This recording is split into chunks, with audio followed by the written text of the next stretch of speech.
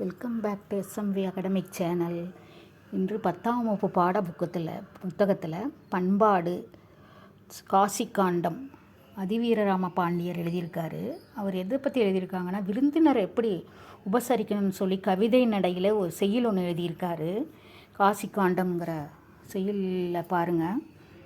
விருந்தினனாக ஒருவன் வந்து எதிரின் வியத்தல் நன்மொழி இனிது உரைத்தல் திருதுர நோக்கல் வருக என உரைத்தல் எழுதல் முன் மகிழ்வென செப்பல் பொருந்து மற்று அவன் தன் அருகுர இருத்தல் போமெனில் பின் செல்வதாதல் பரிந்து நன் முகமன் வழங்கல் இவ்வொன்பான் ஒழுக்கமும் வழிபடும் பண்பே இல்லொழுக்கம். பாடல் எண் 17.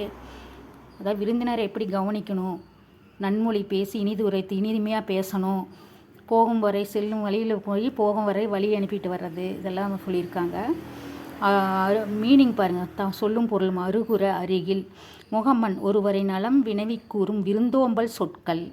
முகம்மன்னா முகம் மலர்ந்து அவங்க முன்னாடி இனிமையாக பேசுகிறது முகம்மன். நன்றி, வணக்கம்.